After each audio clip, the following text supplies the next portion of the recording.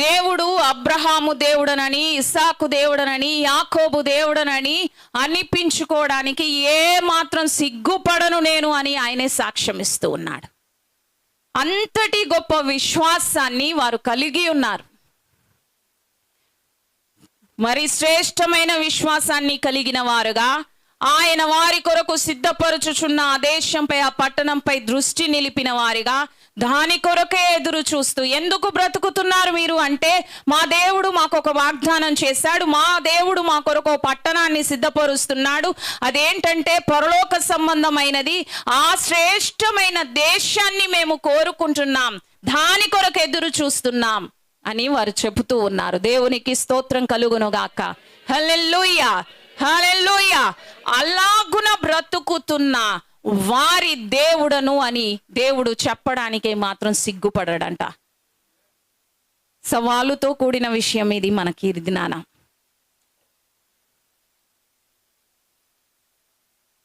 విగ్రహారాధనలో బ్రతుకుతూ ఆ విగ్రహాలను చేసుకొని అమ్ముకుంటూ బ్రతుకుతున్న అతన్ని దేవుడు దర్శించి పిలిచి నిన్ను ఆశీర్వదిస్తానని చెప్పి, నిన్ను గొప్ప జనముగా చేస్తానని చెప్పి, నీవు నేను చూపించు దేశానికి బయలుదేరనగానే బయలుదేరితే ఆ అబ్రహాము దేవునిపై ఉంచిన విశ్వాసాన్ని బట్టి దేవుడు అబ్రహాము దేవుడను అని పిలిపించుకొనుటకు సంతోషపడుతూ ఉన్నాడు. అలా పరిచయం చేసుకోవడానికి సంతోషపడుతున్నాడు. నేనేమాత్రం సిగ్గుపడను అని దేవుడు వారిని గూర్చి సాక్ష్యం ఇస్తున్నాడు. ఈ దినాన తన స్వరక్తం ఇచ్చి నిన్ను నన్ను కొన్నాడు కదా, రక్తమంతా కాచి నిన్ను నన్ను కొనుక్కున్న దేవుడు, విలువ పెట్టి కొన్న దేవుడు, తన సమస్తం మన కోసం ఇచ్చిన దేవుడు, ఇలాంటి ఒక శ్రేష్టమైన జీవితం మనకు అనుగ్రహించిన దేవుడు మన నుండి అలాగ ఆశపడటంలో తప్పు లేదు కదండి. మరి మన గురించి దేవుడు అలా చెప్పగలడా? నేను లోయి దేవుడని అనిపించుకొనుటకు సిగ్గుపడను, నేను ఫలానా వారి దేవుడని అనిపించుకొనుటకు సిగ్గుపడను అనేలాంటి విశ్వాసం మనలో ఉందా? అలాంటి భక్తి మనకుందా? ఆ ఉత్తమమైన క్వాలిటీ మనకుందా? పరీక్ష చేసుకుందాం ఈ దినాన. అబ్రహాము వారికి ఇలా బోధించిన వారెవరు లేరు, ఇలా చెప్పిన వారెవరు లేరు.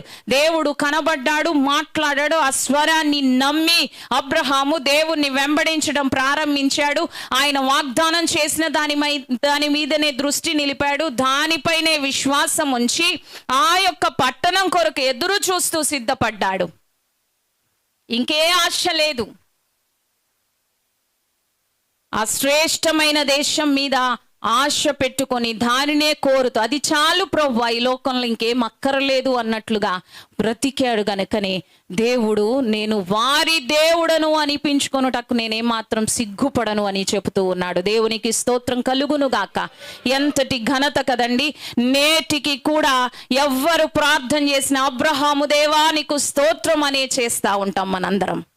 అంతగా అబ్రహాము దేవుడుగా దేవుడు మనందరికీ పరిచయం అయ్యాడు. అలా చెప్పబడుతూ ఉన్నాడు, అలా పిలువబడుతూ ఉన్నాడు. అంతలా అబ్రహాము దేవుని మనస్సు గెలిచిన వాడుగా, దేవునిపై విశ్వాసం ఉంచిన వాడుగా, దేవుణ్ణి వెంబడించిన వాడుగా, దేవుడు సంతోషించి నేను వారి దేవుడని, అబ్రహాము ఆయన నా దేవుడు, ఆయన నాతో మాట్లాడు అని చెప్పుకోవడం కాదండి, దేవుడే నేను అబ్రహాము దేవుడను అంటూ నీకు నాకు పరిచయం చేసుకోవడానికి ఇష్టపడుతూ ఉన్నాడు. దేవునికి స్తోత్రం కలుగును గాక. హల్లెలూయా, హల్లెలూయా. దేవుడు మన కొరకు చేసిన దానిని బట్టి, మనకు అనుగ్రహించిన దానిని బట్టి, ఇప్పటి వరకు దేవుని సన్నిధిలో మనం పొందుకుంటున్న ఆశీర్వాదాలను బట్టి, మనం పొందిన రక్షణను బట్టి, మనకు అనుగ్రహించబడుతున్న ఉపదేశాలను బట్టి, మనకు అనుగ్రహించబడిన ఆత్మను బట్టి ఆయన సన్నిధిలో మనం కూడా నా దేవుడు ఆయన నువ్వు చెప్పుకోవడం కాదు, నేను వారి దేవుడను, ఫలానా వారి దేవుడను అని ప్రజలకు ఆయన తను తాను పరిచయం చేసుకోగలిగే స్థితిలో, స్థాయిలో మనము బ్రతకాలి. అలాంటి స్థితిలోనికి మనం ఎదగాలి. మన విశ్వాసం అంతగా వృద్ధి పొందాలి అని దేవుడు మనతో మాట్లాడుతూ ఉన్నారు. హల్లెలూయా, హల్లెలూయా. అలాగున అబ్రహాము మన పితరులు విశ్వాసము కలిగిన వారుగా, మరి శ్రేష్టమైన విశ్వాసాన్ని కలిగిన వారుగా బ్రతికారు. ఆలోచిస్తే చాలా ఆశ్చర్యం. ఎవరున్నారు చెప్పేవాళ్ళు? ఈ దినాన కొల్లలుగా ప్రసంగాలు విశ్వాసాన్ని గురించి మనకు వినబడుతున్నాయి. దేవుని ప్రేమను గురించి మనం వింటూ ఉన్నాం. వాక్యాన్ని మనం చదువుకుంటూ మనకు అర్థమవుతూ ఉంది. ఎన్నో మార్లు దైవ జనుల ద్వారా దేవుడు మనల్ని హెచ్చరిస్తూ ఉన్నాడు, మనకు బోధిస్తూ ఉన్నాడు, ఉపదేశిస్తూ ఉన్నాడు. ఇంకా ఆయనపై విశ్వాసం కలగకపోతే, ఇంకా మనము ఈ భూమి మీద మన జీవితం శాశ్వతం కాదని మనకు అర్థం అవ్వకపోతే, మన కొరకు దేవుడు సిద్ధపరచుచున్న దాని మీద మన దృష్టి లేకపోతే, ఆ రాజ్యం కొరకైన సిద్ధపాటు లేకపోతే, అలాంటి ఒక విశ్వాసపు బ్రతుకు మనం బ్రతకకపోతే ఎంత వ్యర్థం కదా మన బ్రతుకు.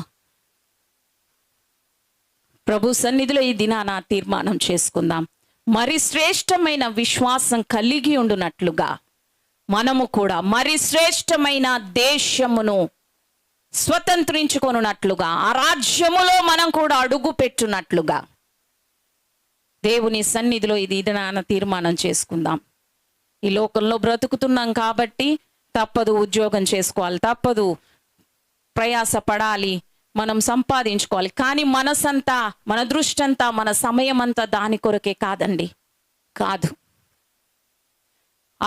అప్పుడు అబ్రహాము అలాగున విశ్వాసము కలిగిన వాడుగా ఉండబట్టి, పరదేశిగా, యాత్రికుడిగా, ఉపేక్షతో, వైరాగ్యముతో బ్రతుకుటను బట్టి, అన్ని కలిగి ఉండి కూడా, సమృద్ధి ఉండి కూడా, పునాదులు గల ఆ పట్టణం కొరకు ఎదురు చూస్తూ ఒక సాధారణ జీవితాన్ని అతడు జీవించి ఉండటాన్ని బట్టి, అంతటి విశ్వాసాన్ని కలిగి ఉండటాన్ని బట్టి అబ్రహాము మనందరికీ విశ్వాసులకు తండ్రిగా పిలువబడ్డాడు, అయ్యాడు.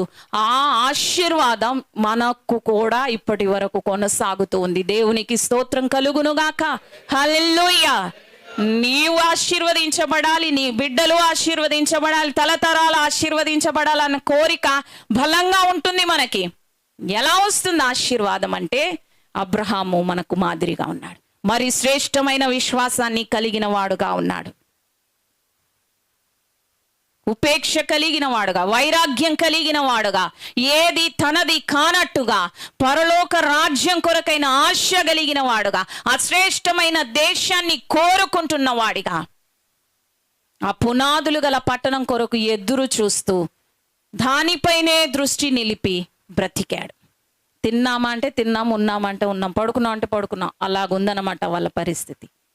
ఎందుకు? ఇదేం శాశ్వతం కాదు, దేవుడు మా కొరకు సిద్ధపరచుచున్నది ఉన్నది, అది మాకు కావలసింది. దానిపైన దృష్టి నిలిపి దాని కొరకే వారు బ్రతికారు.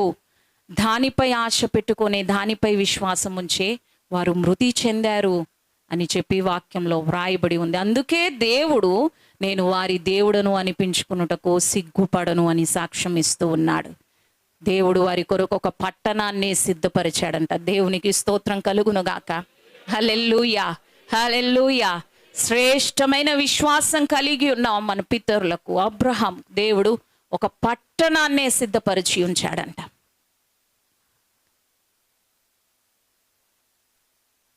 అంతటి విశ్వాసము కలిగిన వారంగా మనము కూడా బ్రతకాలి అని ఈ వాక్య భాగంలో నుండి మనం నేర్చుకుంటూ ఉన్నాం. అంతేకాకుండా అబ్రహాము ఇంకెలాంటి విశ్వాసాన్ని కలిగి ఉన్నాడో చూద్దాం. మనం 17-19 వచనాలు చదువుకుందాం. చూడండి, కలిసి ఉన్నాయి.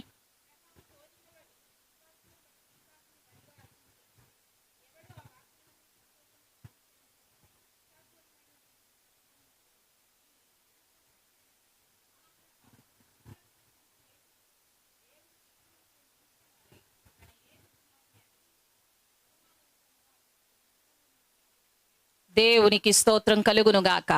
హల్లెలూయా, హల్లెలూయా. అబ్రహాము శోధించబడి విశ్వాసమును బట్టి ఇస్సాకును బలిగా అర్పించెను అంట. ఈ 11వ అధ్యాయం ధ్యానాలు ప్రారంభించినప్పుడే అయ్యగారు చెప్పారు కదండి, ఈ యొక్క విశ్వాస వీరుల జాబితాలో నమోదు చేయబడిన, చెప్పబడిన ఈ విశ్వాస వీరులందరూ కూడా దేవుని దగ్గర నుండి ఏదైనా ఒకటి పొందుకోవడానికి విశ్వాసాన్ని కలిగి ఉన్నవారు కాదు. దేవుని కొరకు అర్పించిన వారు, విశ్వాసముతో దేవునికి ఇచ్చిన వారు.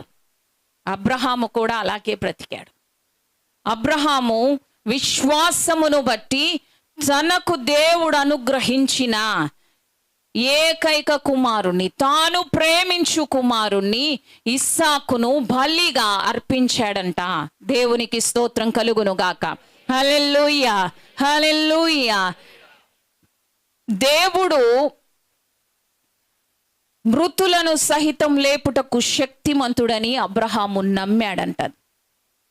ఏమి భయపడలేదు. దేవుడు అబ్రహాముని తన యొక్క కుమారుని బలి ఇవ్వమంటే నా దేవుడు తీసుకుంటాడు, మళ్ళీ నాకు ఇస్తాడన్న ఒక గొప్ప విశ్వాసాన్ని, ఎందుకంటే నాకు ఇచ్చిన దేవుడు, నన్ను ఈ రోజున నా కుమారుని బలి ఇవ్వమని అడిగిన దేవుడు మృతి చెందిన నా కుమారుని తిరిగి లేపుటకు శక్తిమంతుడు అన్న విశ్వాసము కలిగిన వాడుగా దేవునికి ఆ కుమారుణ్ణి బలిగా అర్పించాడు అని చెప్పి వాక్యం చెప్తూ ఉంది. దేవునికి స్తోత్రం కలుగును గాక. హల్లెలూయా, హల్లెలూయా. ఆదికాండం 22వ అధ్యాయంలో చూస్తే అబ్రహామును దేవుడు పరిశోధించాడని, నీవు ప్రేమించుచున్న నీకు ఒక్కగాడు ఉన్న కుమారుణ్ణి ఇస్సాకుని నాకు బలి అర్పించు, ఫలానా పర్వతం మీద నాకు బలి అర్పించు అని దేవుడు చెబితే అబ్రహాము తెల్లవారగానే లేచాడంట. శారమ్మతో చెప్పకుండానే ఆ కుమారుణ్ణి బలి అర్పించడానికి కావలసిన కట్టెలను, నిప్పులను గాడిదకు గంత కట్టి వాటన్నిటిని సెట్ చేసుకొని 2 పని వాళ్ళను తీసుకొని బయలుదేరి 3 దినములంత ప్రయాణం చేసి అక్కడికి చేరుకున్నాడని వాక్యంలో ఉంది. అలా అక్కడికి వచ్చిన తరువాత అబ్రహాము దేవా నువ్వు నాకు వాగ్దానం చేశావు, ఇచ్చావు కదా, ఈ దమస్కు ఎలియేజరే నాకు ఉంటాడు వారసుడుగా అని నేను అన్నప్పుడు సరే ఉంచుకో అనలేదు, నువ్వు ఇంకేం అనలేదు. ఇష్మాయేలు వారసుడుగా ఉన్నాడు, నీకు నేను వాగ్దాన పుత్రుణ్ణి ఇస్తానని నీవే వాగ్దానం చేసి నాకు వాగ్దానము చేసిన ప్రకారముగా ఇస్సాకునిచ్చి ఇప్పుడేమో నీవే బలి ఇవ్వమని అడుగుతున్నావు, ఏంటి ప్రభువా అనేం ప్రశ్నించలేదు. శారమ్మ తట్టుకోగలదయ్యా ఈ వృద్ధాప్యంలో, ఎంత కన్నీరు కరుస్తుంది, ఏమీ చెప్పలేదు. దేవుడు అడిగినప్పుడు మాట్లాడకుండా అబ్రహాము బయలుదేరాడు, తన కుమారుణ్ణి బలి ఇవ్వడానికి తీసుకొని వెళ్ళాడు. అలా బయలుదేరి వెళ్ళాడు, ప్రయాణం చేశాడు, ఆ చోటికి చేరుకున్నాడు. 22:5 చదివితే తన పనివారితో అక్కడ ఆగి పనివారితో చెప్పాడంట, గాడిదతో మీరు ఇక్కడ ఉండుడి, నేను ఇస్సాకు వెళ్ళి అక్కడ పర్వతం పైన యెహోవాకు దహన బలి అర్పించి మేము తిరిగి వస్తాము అని చెప్పాడంట. దేవునికి స్తోత్రం కలుగును గాక. హల్లెలూయా, హల్లెలూయా.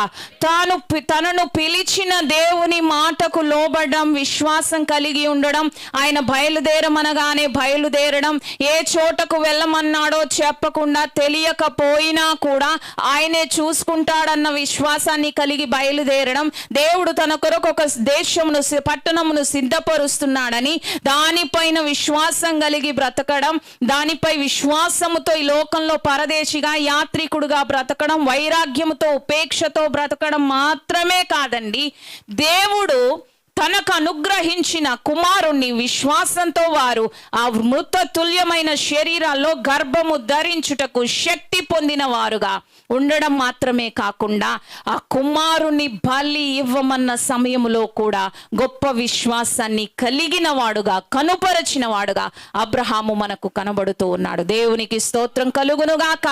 హల్లెలూయా. ఆయనే చూసుకుంటాడు అని చెప్పి విశ్వాసంతో నా దేవుడు మృతులను సహితం లేపుటకు శక్తిమంతుడు అన్న ఒక నమ్మికతో అబ్రహాం అంట ఇస్సాకును బలిగా అర్పించాడంట.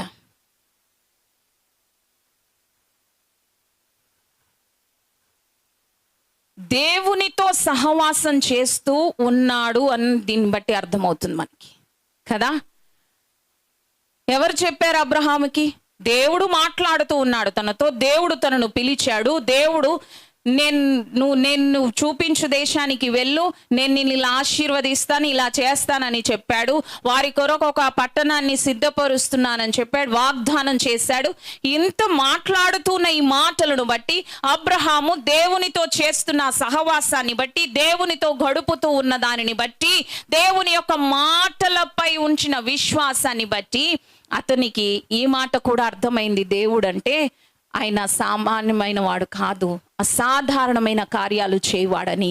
మృతులను సహితము లేపుటకు శక్తి కలిగిన వాడు, నన్ను పిలిచిన వాడు అని అబ్రహాము నమ్మాడు. అంతటి విశ్వాసం అతనిలో కలిగింది. దేవునికి స్తోత్రం కలుగునుగాక. హల్లెలూయా, హల్లెలూయా.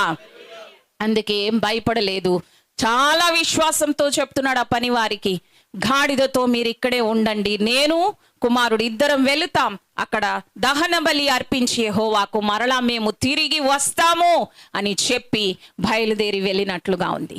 వెళ్ళాడు. వెళుతూ ఉంటే ఇస్సాకు అడుగుతున్నాడు, నానా బానే ఉంది కానీ దహన బలికి కట్టెలున్నాయి, నిప్పులున్నాయి, మరి గొర్రెపిల్ల ఏది అని అడిగాడు.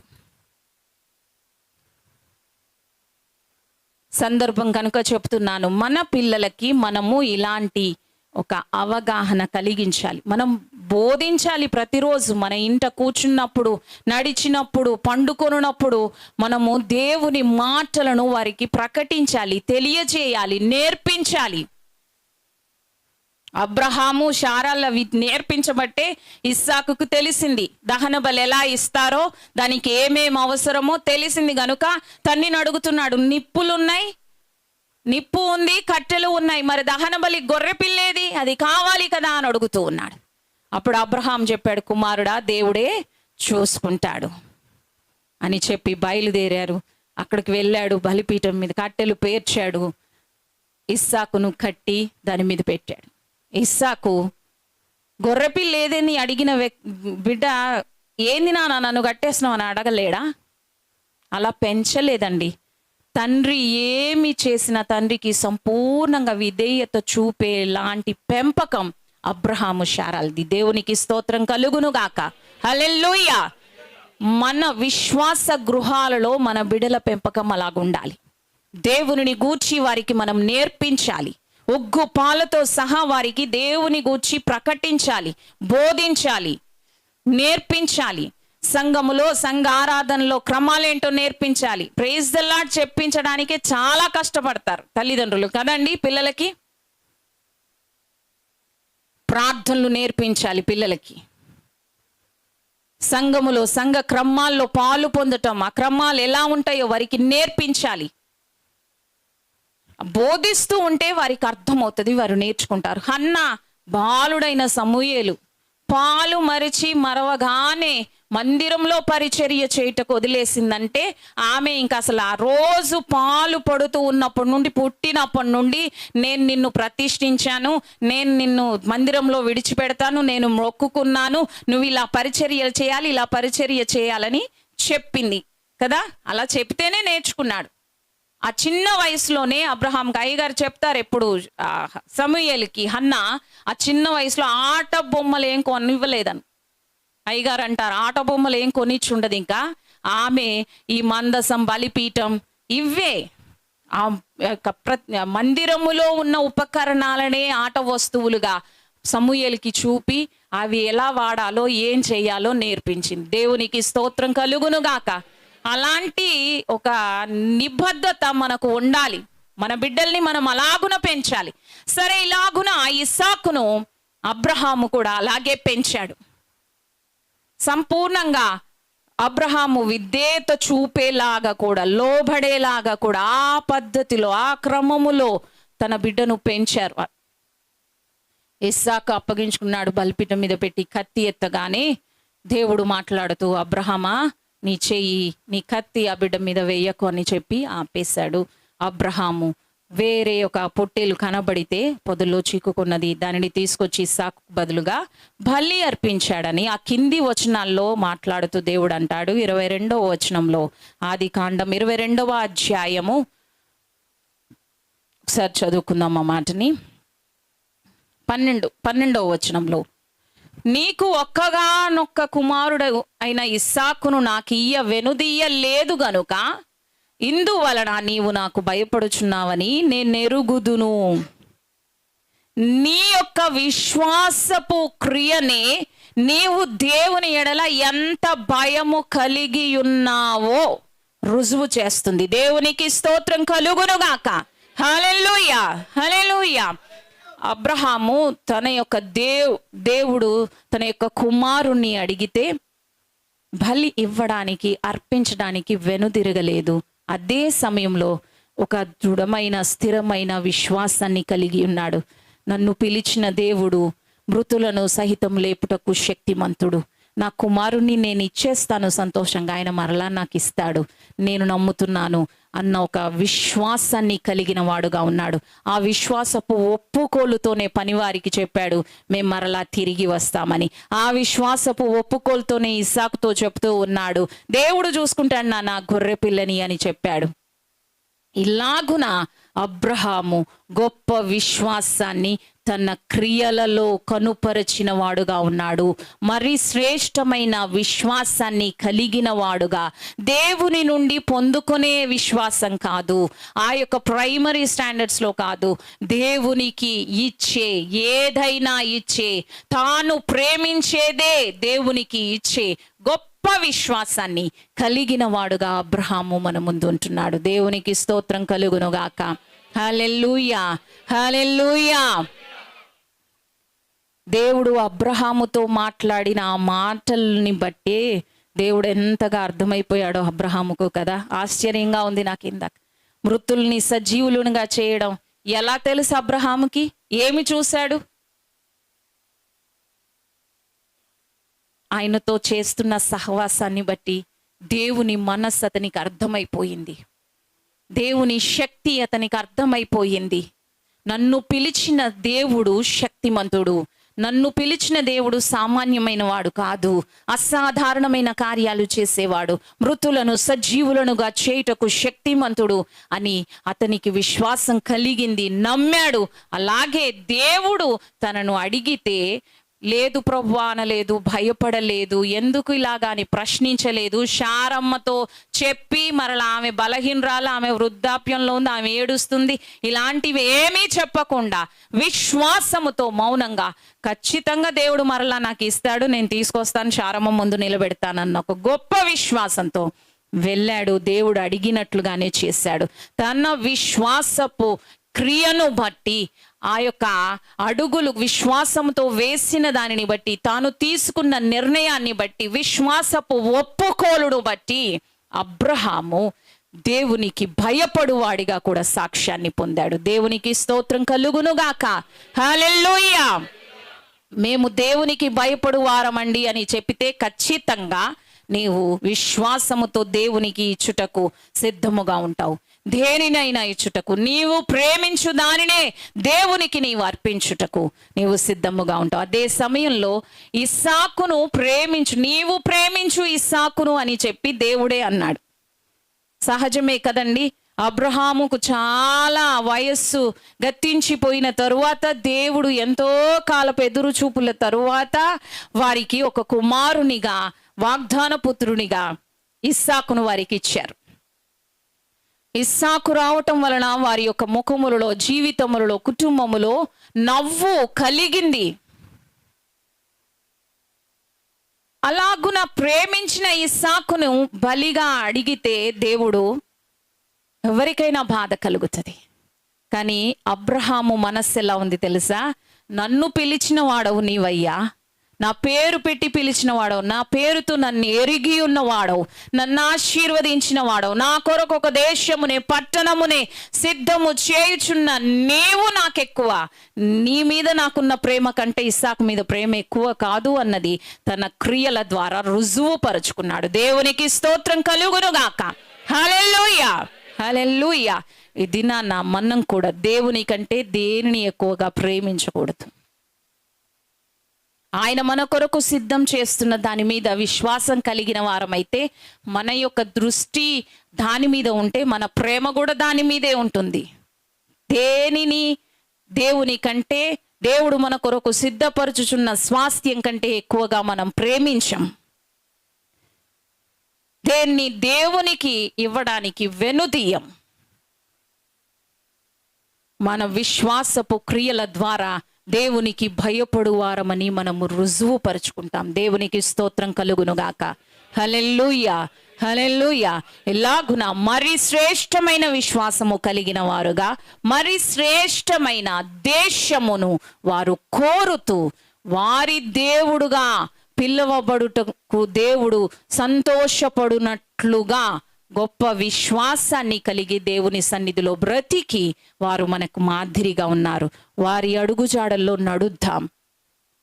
మరి శ్రేష్టమైన విశ్వాసాన్ని కలిగిన వారముగా దేవుని నుండి ఏదో ఒకటి పొందుకునే విశ్వాసపు స్థాయి నుండి దేవునికి ఇచ్చే, అర్పించే, దేవుడు కోరిన, మనము ప్రేమించు దానినే దేవుడు ఒకవేళ ఇవ్వమని అడిగితే కూడా వెనుకాడకుండా, వెనుదీయకుండా దేవునికి ఇచ్చే ఆ యొక్క స్థాయిని, స్థితిని మనం పొందుకుందాం. అట్టి కృప దేవుడు మనందరికీ అనుగ్రహించునుగాక.